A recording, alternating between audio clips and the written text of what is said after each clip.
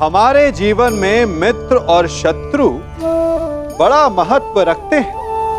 यदि गंभीरता से सोचा जाए तो ऐसा कोई क्षण नहीं जब हम अपने मित्रों के बारे में ना सोचते हो या फिर अपने शत्रुओं के बारे में। हमारा हर कार्य या तो हमारे मित्रों के हित के लिए होता है या फिर हमारे शत्रुओं के अहित के लिए। हम हर स्थान या तो अपने मित्रों के साथ होते हैं या फिर अपने शत्रुओं के साथ। कोई नहीं चाहता कि उनका शत्रु प्रसन्न रहे। हर कोई अपने शत्रु को नष्ट कर देना चाहता है और ऐसा करने के लिए वो हर संभव प्रयास करता है। उसे आर्थिक, मानसिक और शारीरिक हानि पहुंचाने का प्रयास करता है। परंतु यदि मैं आज आपको ऐसा मंत्र सिखाऊं जिससे आप अपने शत्रु को सदा के लिए नष्ट कर दें तो, और वो मंत्र है मित्र बनाना। अपने सभी शत्रुओं को अपना मित्र बना लीजिए और आपके सारे शत्रु स्वतः ही समाप्त हो जाएंगे। परंतु नियम अनुसार तुम उस पर ब्रह्मास्त्र का संधान नहीं कर सकते जिसने तुम पर से साधा हुआ ब्रह्मास्त्र लौटा लिया हो अश्वत्थामा। अब तुम इस अस्त्र का संधान अर्जुन पर नहीं कर सकते अश्वत्थामा। तुम्हें इसका संधान अब किसी और दिशा में करना होगा।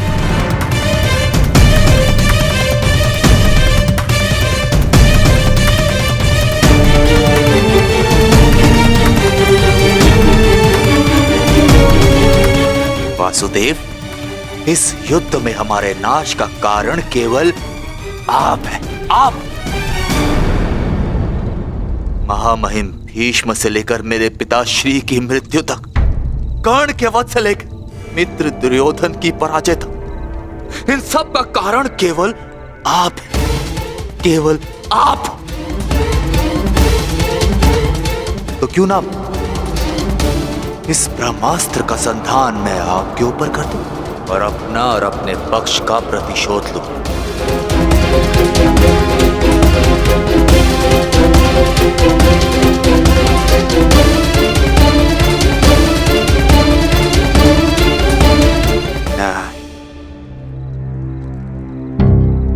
नहीं वासुदेव, नहीं। एक साधारण से ग्वाले पर मैं अगर ब्रह्मास्त्र का संधान करूंगा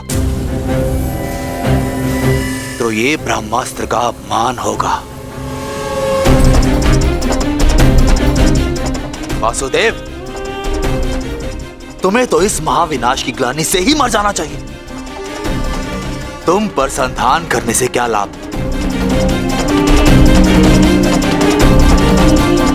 ज्येष्ठ भ्राता युधिष्ठिर, क्यों ना मैं इस ब्रह्मास्त्र का संधान तुम पर करूं?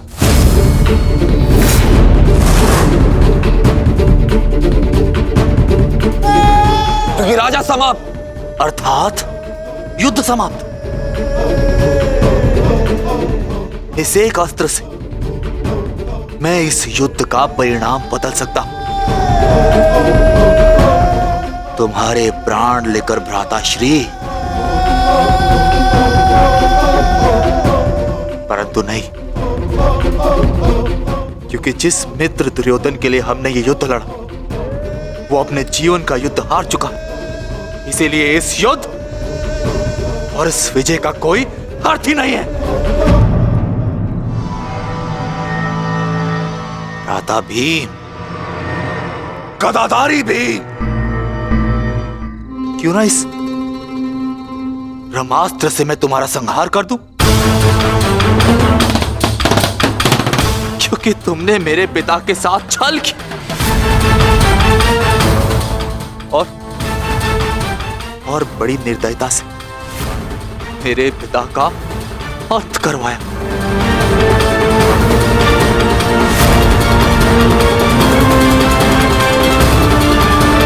परंतु नहीं। बताइए वासुदेव कि मैं इस ब्रह्मास्त्र का संधान किस पर करूं? उत्तर दीजिए वासुदेव, उत्तर दीजिए।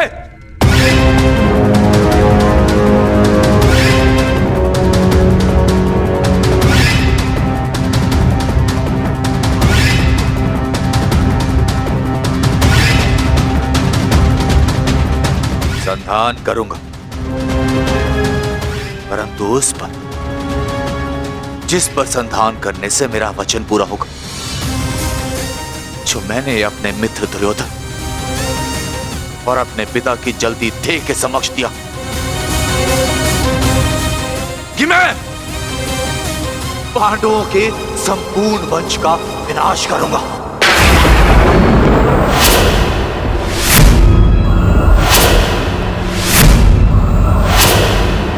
मैं द्रोण पुत्र अश्वत्थामा ये कामना करता कि मेरा ये ब्रह्मास्त्र गिरे उत्तरा के गर्भ पर, जहां पांडवों के वंश का अंतिम बीज पल रहा है। अश्वत्थामा!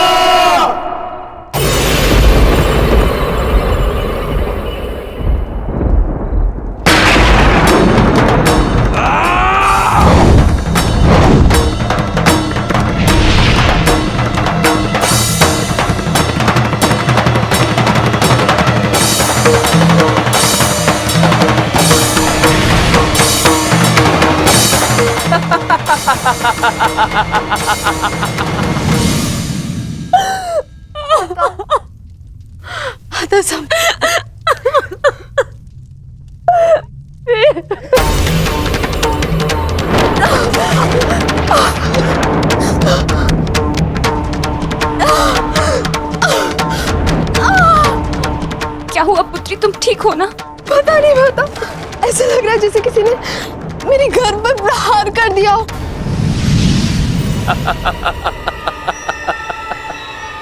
पांडवों के वंश का विनाश। अश्वत्थामा! ठहरो पांडवों, आज तुमने एक ब्राह्मण होने का धर्म त्याग दिया है। अश्वत्थामा, अपने इस दुष्कर्म के कारण आज तुम ब्राह्मण नहीं रहे, अपितु एक राक्षस बन गए हो।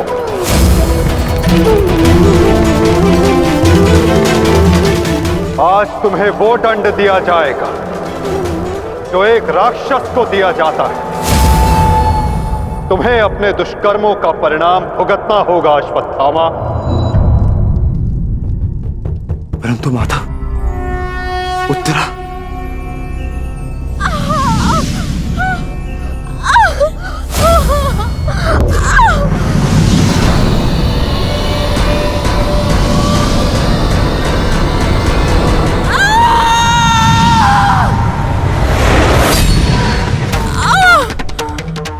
ब्रह्मास्त्र उत्तरा के गर्भ में प्रवेश कर चुका है पार्थ।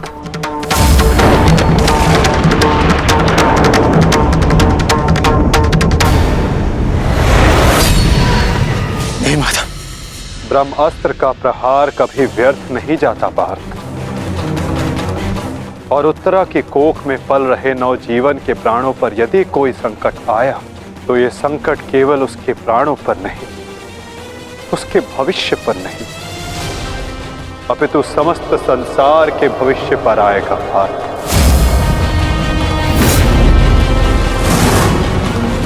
ये इस युग का अंत कहलाएगा पार्थ, अपितु इस नवजीवन की सुरक्षा करना आवश्यक है। धर्म के रक्षण के लिए इस नवजीव का जीवित रहना आवश्यक है पार्थ। माता रक्षा कीजिए, मेरी संतान पे कोई संकट आ रहा है। माता रक्षा कीजिए, रक्षा कीजिए। कुछ कीजिए माता, वैसा अनर्थ मत होने दीजिए।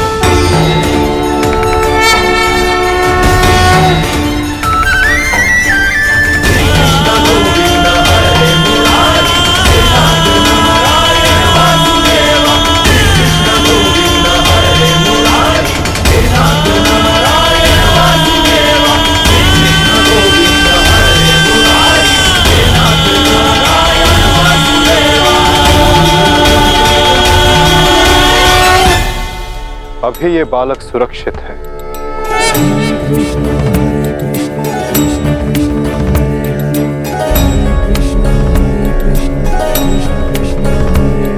किंतु ब्रह्मास्त्र रूपी काल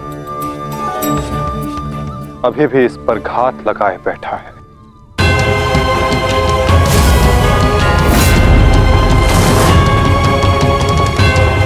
इसलिए मैं स्वयं इस बालक की सुरक्षा और इसका मार्गदर्शन करूंगा।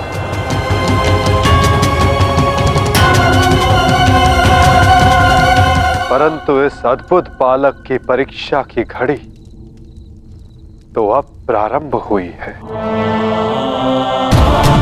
एक योद्धा की भांति इस बालक को इस संसार में जन्म लेना होगा, जो धर्म के मार्ग को प्रशस्त करेगा। एक योद्धा इस संसार में आने के पश्चात युद्ध लड़ता है, किंतु इस बालक को जन्म लेने के लिए संघर्ष करना होगा और जीवन की ये परीक्षा इसे स्वयं देनी होगी।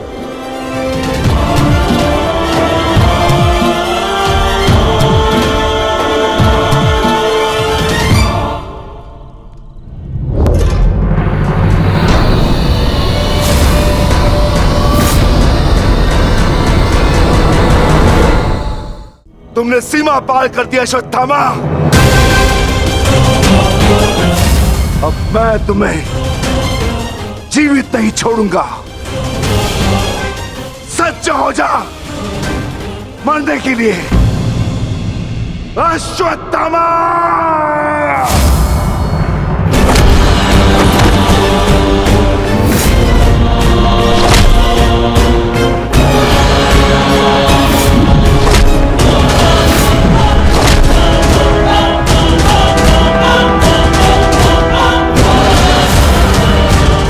ठहरो विकोदर।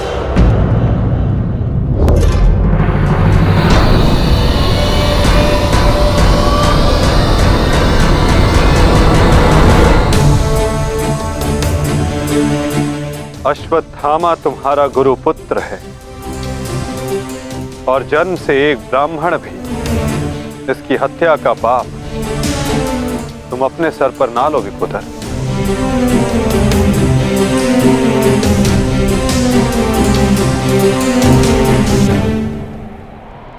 किंतु माधव, इसने जो किया है वो क्षमा के योग्य नहीं। अवश्य पार्थ, अश्वत्थामा ने जो किया वो क्षमा के योग्य नहीं है। अश्वत्थामा को दंड अवश्य मिलेगा, ऐसा दंड कि आने वाला संसार सदा स्मरण रखे कि मूर्खता और खीज में किया गया कर्म सदा विनाशकारी सिद्ध होता है।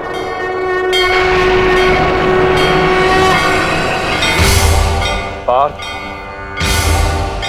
अश्वत्थामा के मस्तक की मणि निकाल।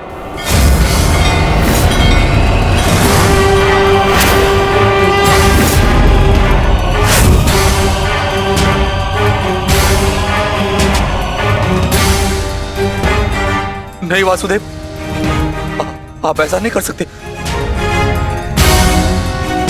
देना है तो मुझे मृत्यु दंड दीजिए वासुदेव, परंतु ऐसा मत कीजिए। तुम वीर गति पाने के योग्य नहीं हो अश्वत्थामा। तुमने जो किया है उसका दंड तुम आजीवन भुगतोगे। पार्थ,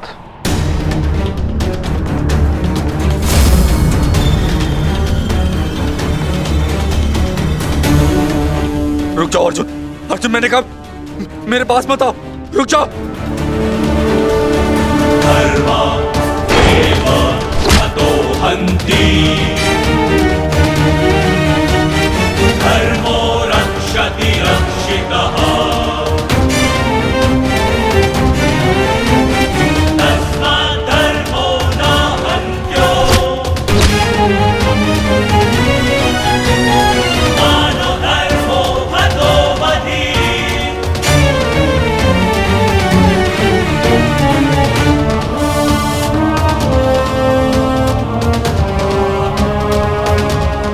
अर्जुन नहीं नहीं अर्जुन धर्मरक्षति रक्षितः नहीं अर्जुन नहीं अर्जुन मानधर्मो हतो अर्जुन नहीं नहीं अर्जुन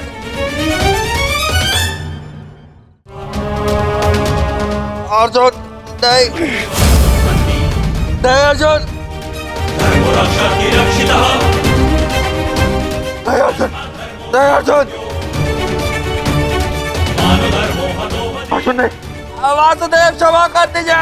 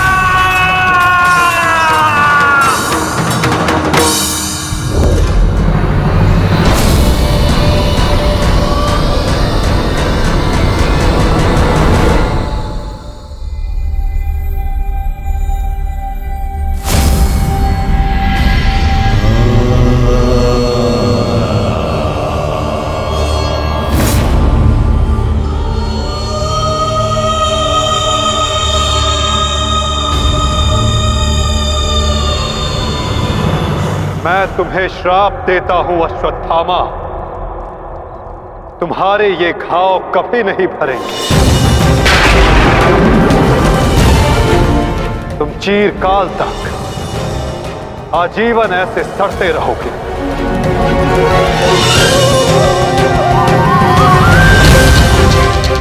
ये घाव लिए तुम जीते रहोगे अश्वत्थामा, और कलयुग तक समस्त संसार को संदेश दोगे कि पाप का भार असहनीय होता है।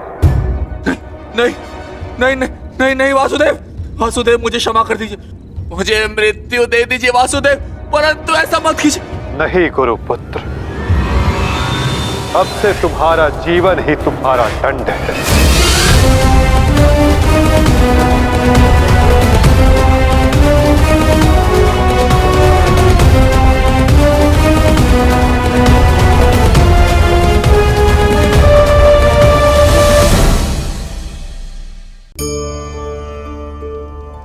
मैं क्या कर रहा हूं? मैं दिए प्रज्वलित कर रहा हूं ताकि अंधकार को मिटा सकूं।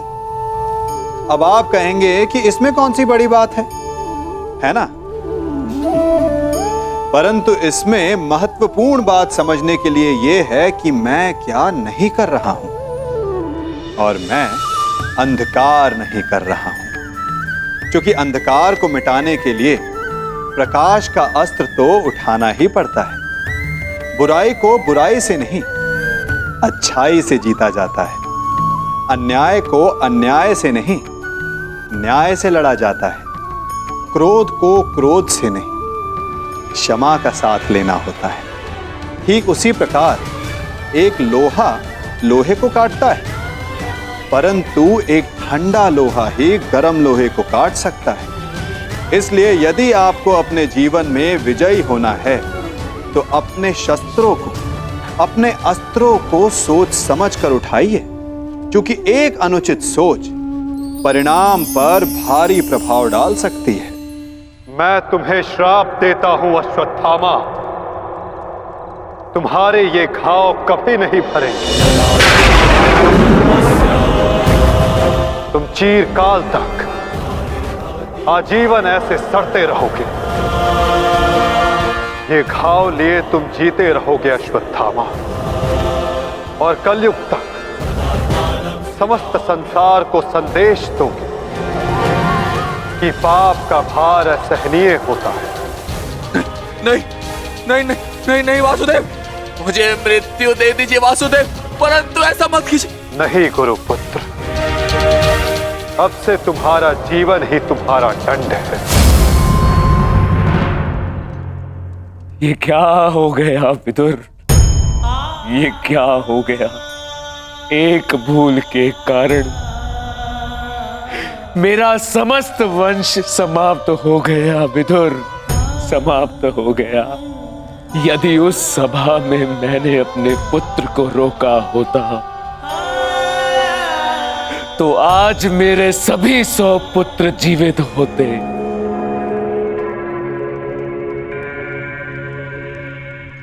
किंतु अब समय आ गया है पश्चाताप करने का। जाओ विदुर और पांडवों को जाकर संदेश दो कि वो आकर अपना राज्य ग्रहण करें, और भीम से कहना कि वो मेरी सभा में आने से पूर्व वो मेरे समक्ष आए। मैं उस वीर से मिलना चाहता हूं जिसने अपनी प्रतिज्ञा पूर्ण करने हेतु मेरे 100 पुत्रों को काल की गाल में डाल दिया। जाओ विदुर, जाओ।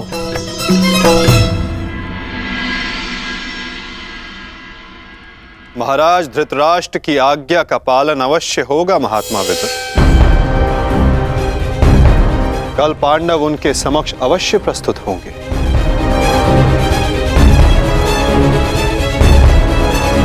और विकोदर भीम भी।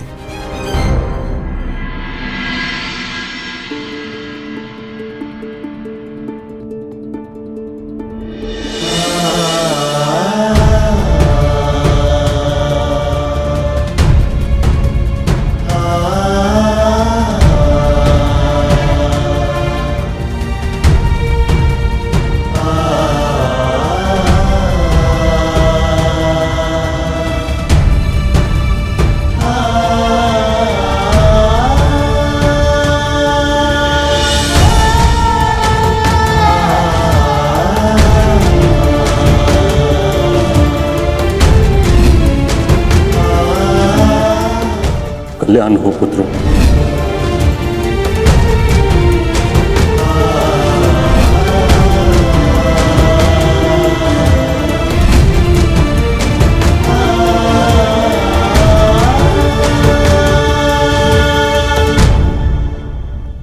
धर्मराज, समय की गति सर्प के समान होती है। वो स्वयं चला जाता है परंतु अपने चिन्ह छोड़ जाता है। ज्ञानी पुरुष बीती से सीख लेकर आगे बढ़ जाते हैं। भूतकाल का स्मरण करके वो अपने वर्तमान और भविष्य को समाप्त नहीं करते। अब समय आ गया है अपना अधिकार लेने और प्रजा को उसका अधिकार दिलाने का। धर्मराज, तुम धर्म युद्ध जीत चुके हो, अब धर्म की स्थापना करो। धर्मराज, आगे बढ़ो।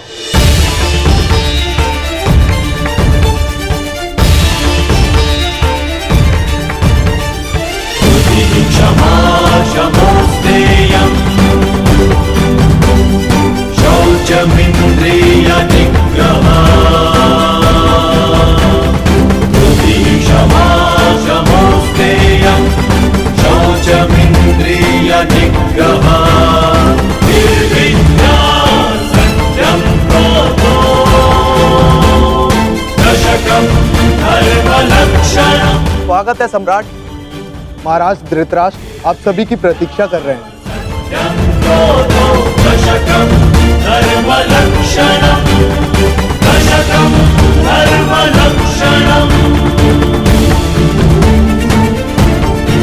ठहरो सैनिक।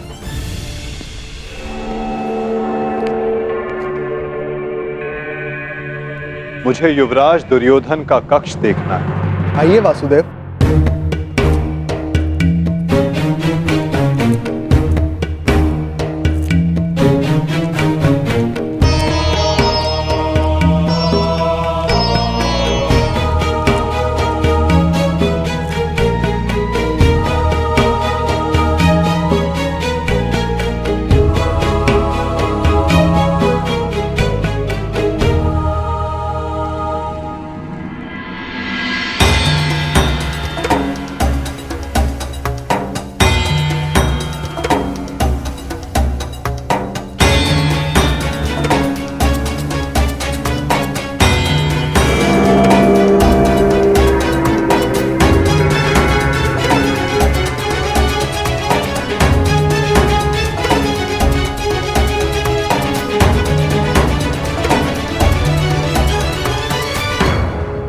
इस लो प्रतिमा का उपयोग युवराज अपने युद्ध अभ्यास के लिए किया करते थे।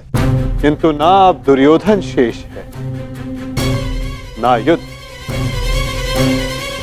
अब इस प्रतिमा का स्थान बदलने का समय आ गया है।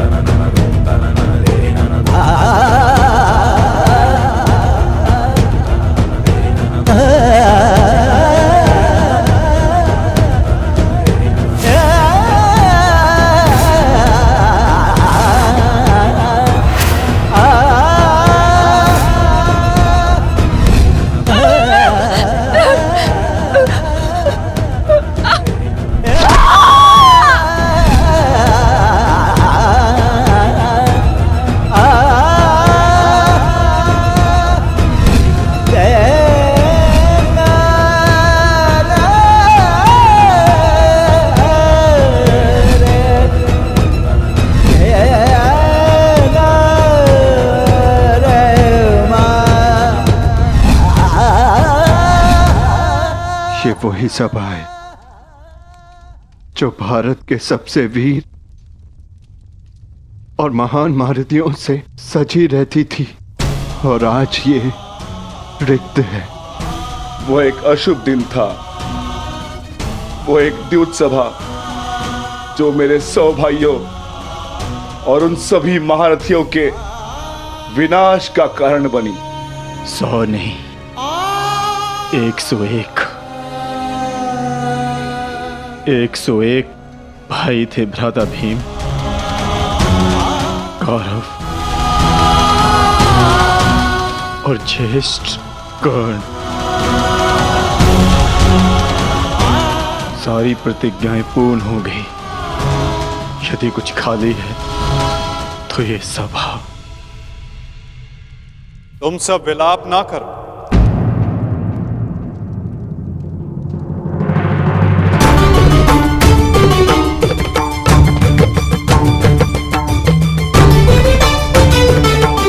तुम सब ने धर्म के लिए युद्ध लड़ा, ऐसा कुछ नहीं किया जिसके कारण तुम्हें पश्चाताप अनुभव हो। ठीक कहा वासुदेव।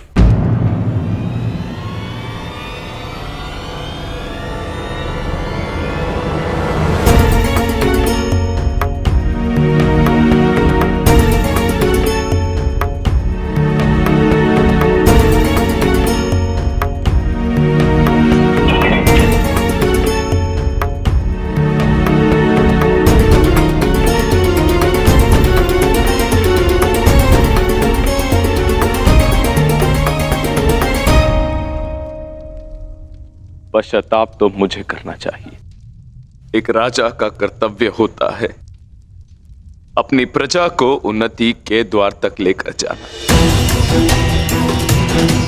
और एक पिता का कर्तव्य होता है अपनी संतान को धर्म के मार्ग पर ले जाना। परंतु मैं दोनों में से एक भी कर्तव्य का निर्वाह उचित रूप से ना कर सका। यदि आज ये सभा रिक्त है तो उसका कारण मैं ही हूं वासुदेव। भीम, तुमने मेरे 100 पुत्रों का वध किया है, किंतु अब मुझे तुम्हारे भीतर अपने वो 100 पुत्र अनुभव होते हैं। पुत्र, एक बार केवल एक बार एक अभागे पिता के आलिंगन में आ जाओ। मुझे ऐसा लगेगा कि मैंने अपने सभी पुत्रों को अपने आलिंगन से लगा लिया है।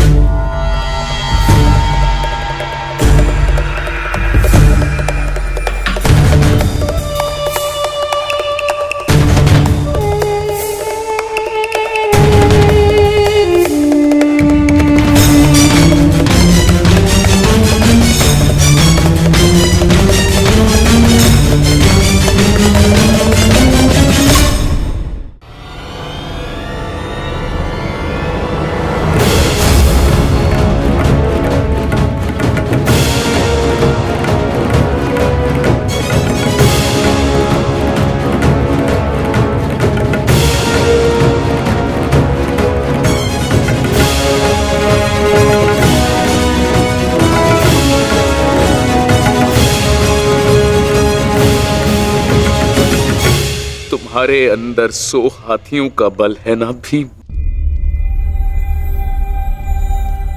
और मेरी भुजाओं में भी मेरे 100 पुत्रों का वध करते हुए तुम्हें तनिक भी पीड़ा नहीं हुई भीम? तनिक भी हृदय नहीं कांपा तुम्हारा अपने भ्राताओं का वध करते हुए?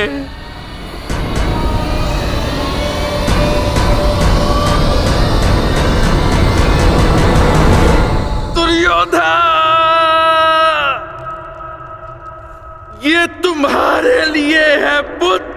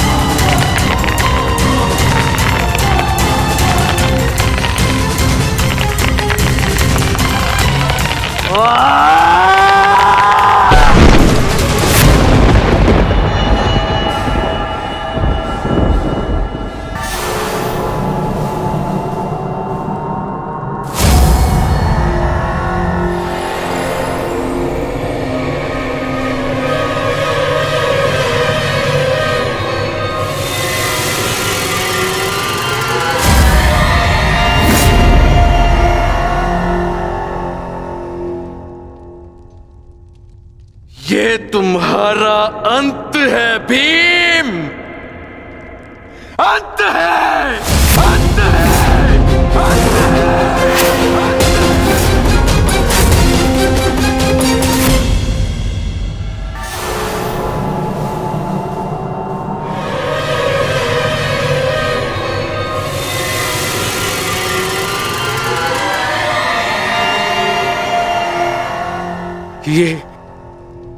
ये मैंने क्या कर दिया?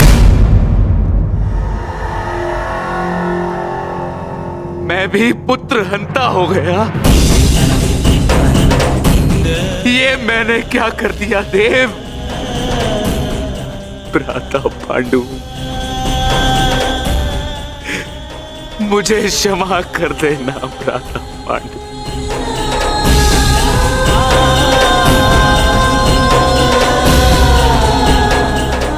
प्रतिशोध की ज्वाला ने मेरे विवेक को हर लिया। क्षमा कर मुझे।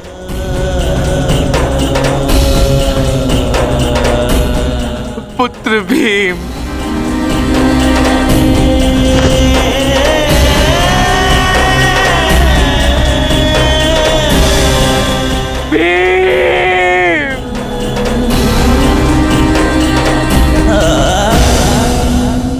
आपने उचित कहा महाराज। जब मनुष्य का विवेक हर जाता है तो उसके पांव स्वतः ही पाप की ओर बढ़ जाते हैं।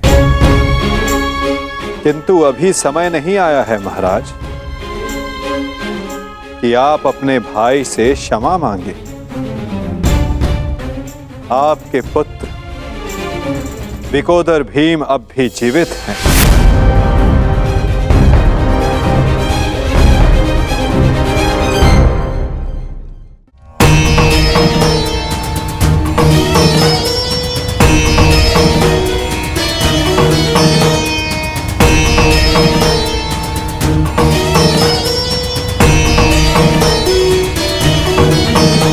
एक विवेकहीन निर्णय ने द्यूत रचा, दूसरे विवेकहीन हठ ने पांचाली का चीर हरण किया। ये विवेकहीनता ही तो थी महाराज जो महाभारत का बीज बना। नारायणं नमस्कृत्य नरं चैव नरोत्तमं प्रतिशोध की अग्नि शत्रु से पूर्व स्वयं को जलाती है। व्यासं अपने मन को शांत कीजिए। आप अभी पुत्रहीन नहीं हुए हैं। आपके 5 पुत्र सरस्वती अभी जीवित हैं। ततो जयमुदीरये।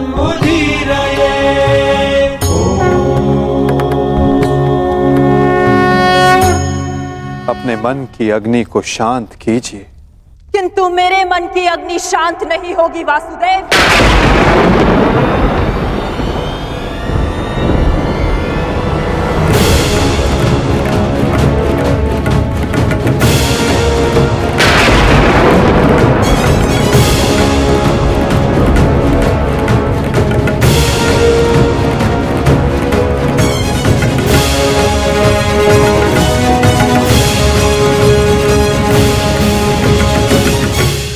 छल से मेरे सभी पुत्रों को मरवा डाला वासुदेव।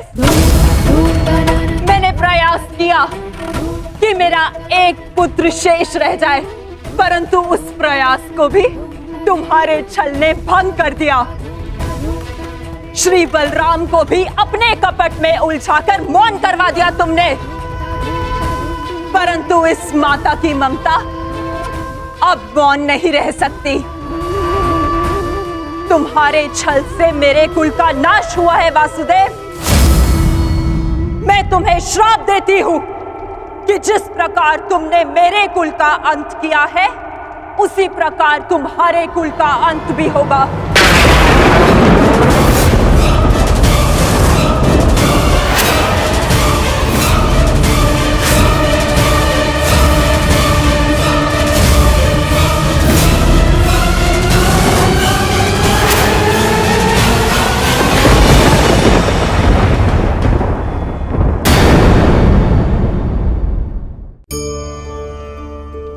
आप सब सोच रहे होंगे कि ये क्या मैं करने लगा।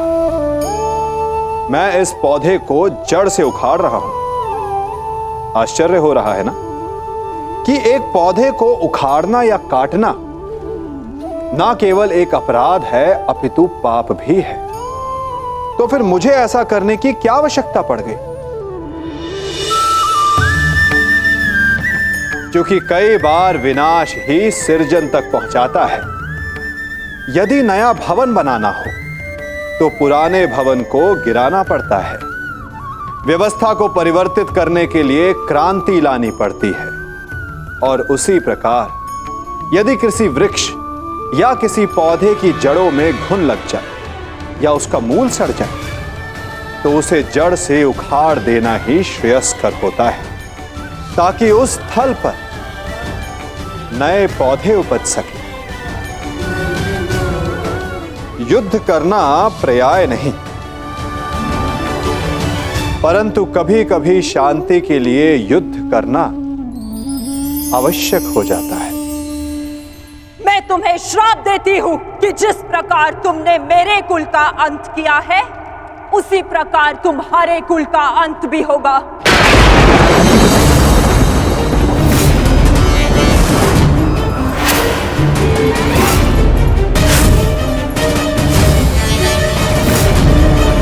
तुम्हारा कुल भी ऐसे ही आपस में लड़कर नष्ट हो जाएगा।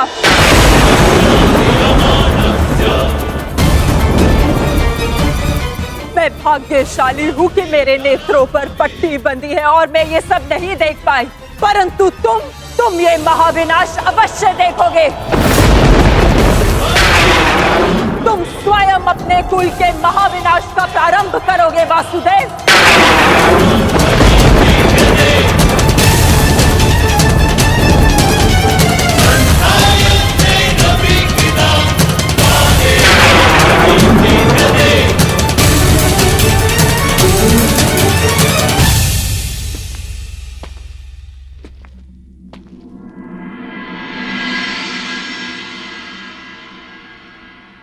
जिस प्रकार एक प्रसन्न माता का आशीष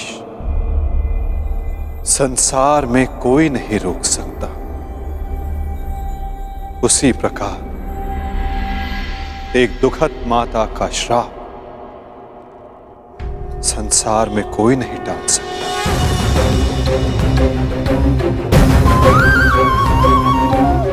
मुझे आपका श्राप स्वीकार है माते।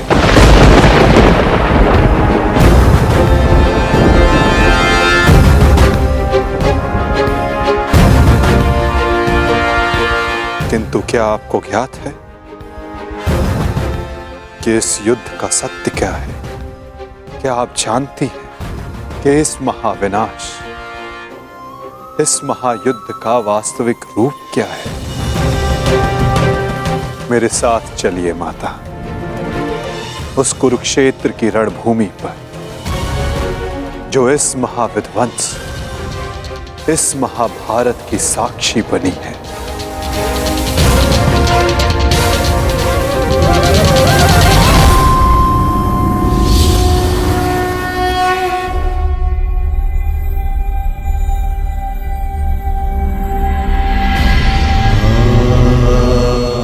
ये दुर्गंध कैसी वासुदेव? ये दुर्गंध उन वीरों के शवों की है जिन्होंने इस महायुद्ध में अपना बलिदान दिया है माता, परंतु जिन्हें अंतिम संस्कार का अवसर भी न मिला। ये दुर्गंध यहाँ हुए भीषण संहार के एक एक क्षण का अनुभव करा रही है मुझे। तुमने छल से मेरे एक एक पुत्र का वध कराया है वासुदेव। अपने दिए गए श्राप पे मुझे कतई भी पश्चाताप नहीं है। इस युद्ध से किसी को कुछ प्राप्त नहीं हुआ। ये युद्ध सबके लिए दुर्भाग्य ही साबित हुआ है और तुम्हारे लिए भी ये दुर्भाग्य ही साबित होगा।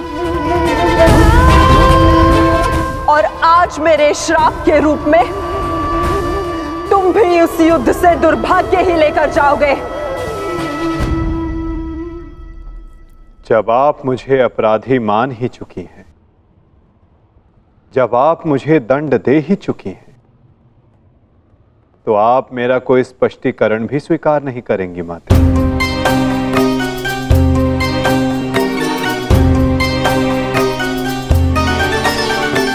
परंतु सत्य का भान आपके लिए आवश्यक है माता। जिनकी दृष्टि से इस महायुद्ध का कोई भी क्षण, कोई भी छल अनदेखा नहीं गया है माते। अब वीर बारबरी आपको सत्य का भान करवाएंगे।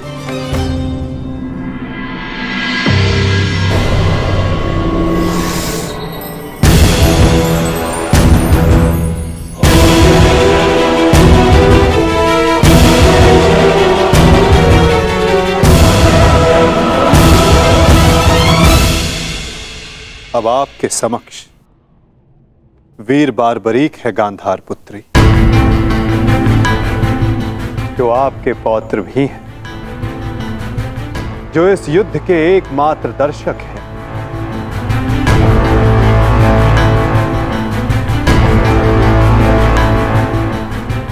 वो बारबरी जिन्होंने अपना शीश दान किया और अमर हो गए।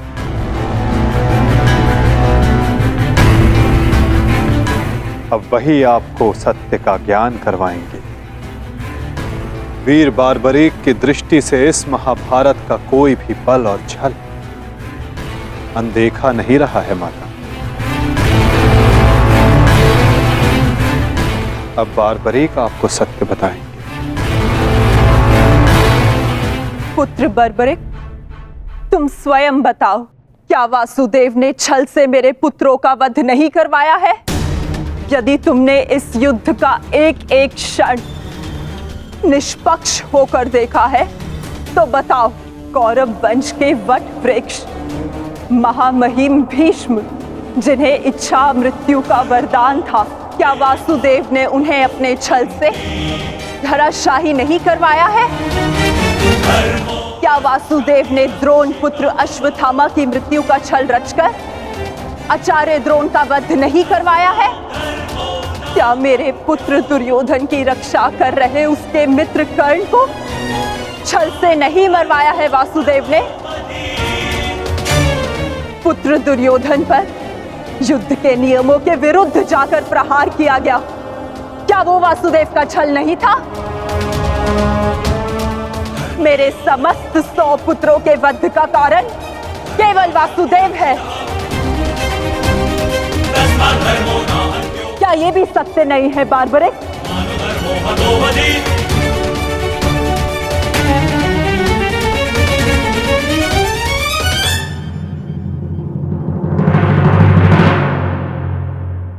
मैं आपसे सहमत हूं माते।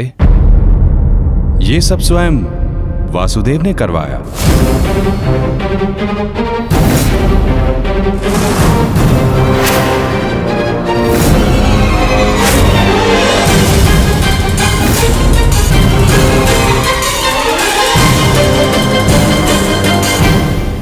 परंतु माते, आप किन 100 पुत्रों की बात कर रही हैं? कौन भीष्म, कौन कर्ण, कौन द्रोण और कौन अभिमन्यु? सत्य तो यह है माते कि कुरुक्षेत्र में कोई था तो केवल एक पुरुष, वासुदेव कृष्ण। ना कोई भीष्म, ना कोई द्रोण और ना ही अंगराज कर्ण। जिस पर प्रहार हुए वो वासुदेव ही थे, और जिसने प्रहार किए वो भी वासुदेव ही थे। उनके अतिरिक्त कुरुक्षेत्र में कोई और उपस्थित नहीं था माते। ये तुम क्या कह रहे हो बर्बरिक? इसका क्या अर्थ है? इसका अर्थ शब्दों से नहीं, दृश्यों से समझ आएगा राजमाता।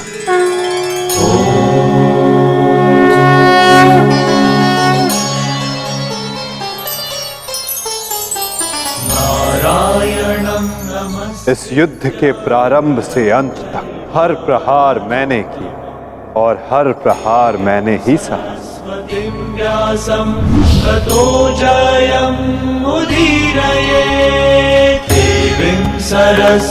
धर्म स्थापना के लिए धनुष, गदा, खड्ग, ये सब मैंने ही उठाए और इन सारे अस्त्रों का हर एक प्रहार मैंने ही सहा।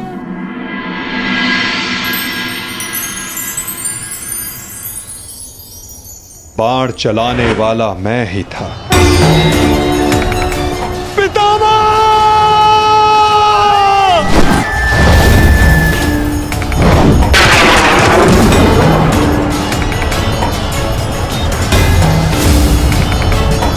और उस बाण को अपने शरीर पर लेने वाला भी मैं ही था।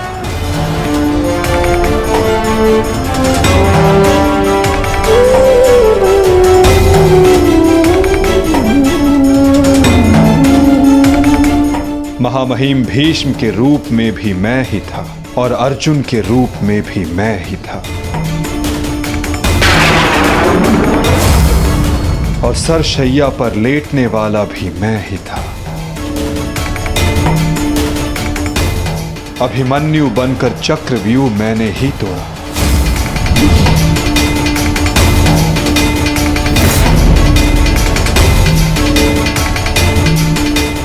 वापस आओ अभिमन्यु, लौट आओ, व्यूह में प्रवेश मत करो। विश्वास कीजिए दात्री, मैं इस चक्रव्यूह को तोड़ सकता हूं और यदि मेरा सर कट भी जाए तब भी आपका सर गर्व से उठा रहेगा।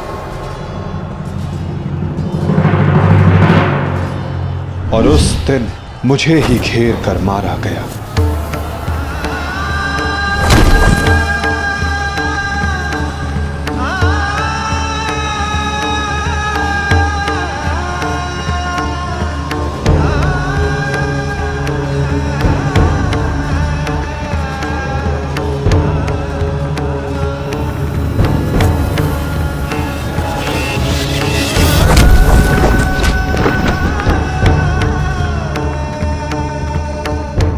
वो मैं ही था जिसने द्रोणाचार्य से कहा कि अश्वत्थामा मारा गया। आपने बिल्कुल सही सुना आचार्य द्रोण।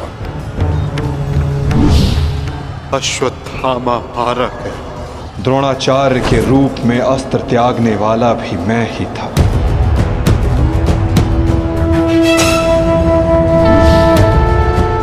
परंतु वो एक मनुष्य नहीं,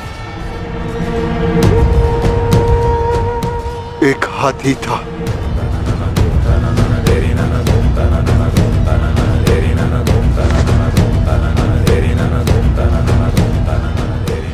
अश्वत्थामा! और दृष्टद्युम्न बनकर मैंने ही स्वयं पर प्रहार किया।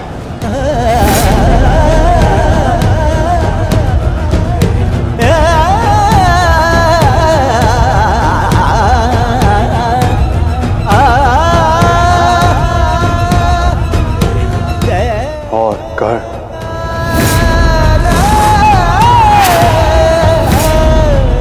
कर्ण के रूप में मैंने ही अपना कवच अपने शरीर से अलग किया।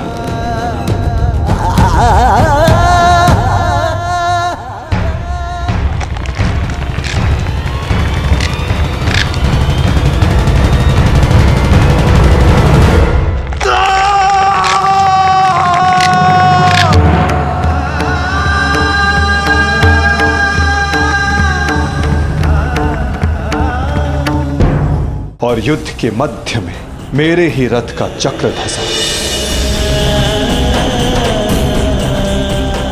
और मेरे ही आदेश पर मैंने ही स्वयं पर अंजलि का अस्त्र चलाया।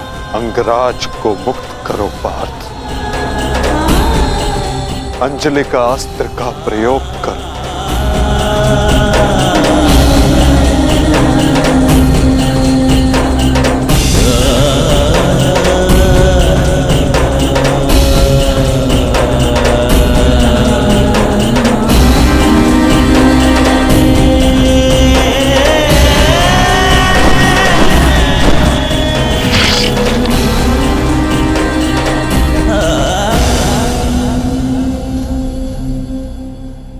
दुर्योधन के रूप में मेरी ही जंघा पर प्रहार करके मेरा ही अंत किया गया।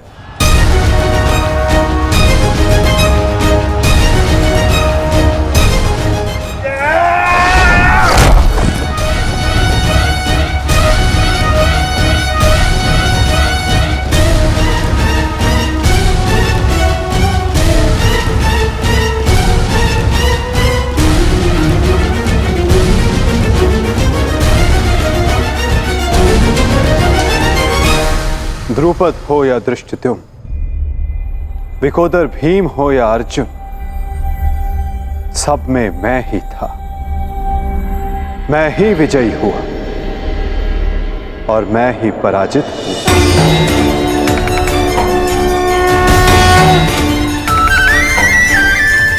सबसे अधिक प्रहार मैंने की,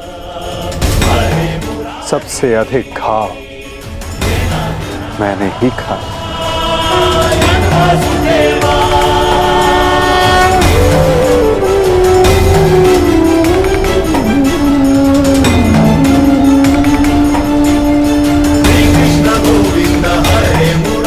18 दिनों के इस महासंहार हर बार मृत्यु मेरी ही हुई।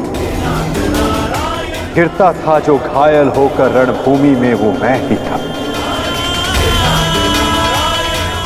अश्वत्थामा के अंगों से रक्त पीप श्वेत बनकर मैं ही युग युगांतर तक भटकूंगा। जीवन मैं तो मृत्यु भी मैं ही।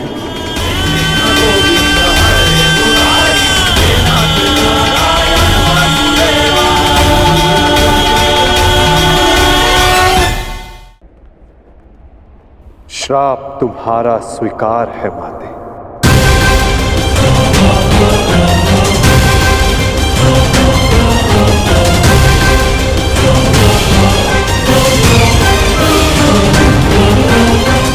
परंतु जब सब आपने किया तो ये माया क्यों मेरे वासुदेव?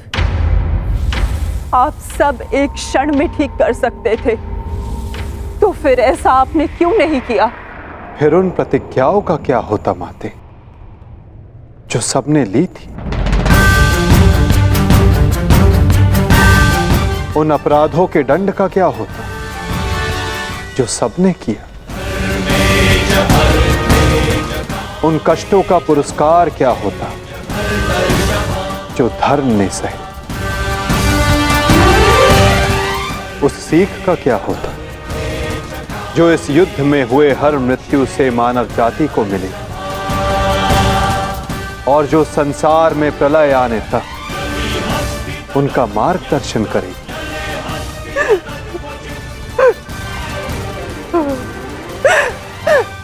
मुझे क्षमा कर दीजिए वासुदेव। मेरा श्राप वापस नहीं लिया जा सकता,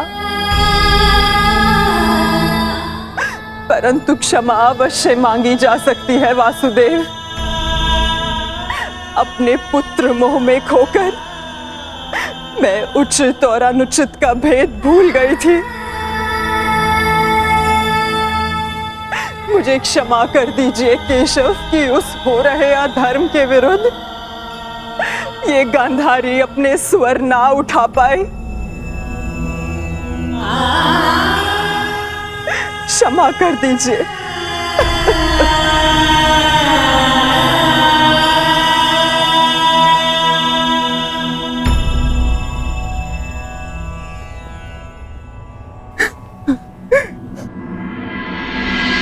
नहीं माते, किसी का अंत किसी के श्राप से नहीं होता। यदि किसी का अंत होता है तो स्वयं के पापों से। यदि यदुवंश का अंत होगा तो आपके श्राप से नहीं माते, अपितु स्वयं के पाप कर्मों से।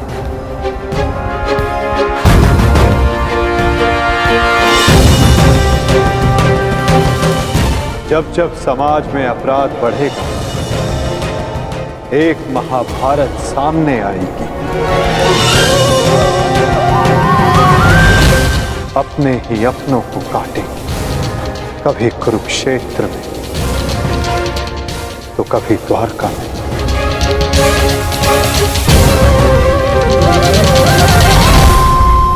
माते, यदि आप कुछ करना चाहती हैं तो अपने मन के इस प्रतिशोध की अग्नि को शांत कीजिए और पांडवों को आशीष दीजिए। युधिष्ठिर का राज्य अभिषेक करवाइए और धर्म स्थापना में आपका ये योगदान और आपका आशीष आवश्यक है माते।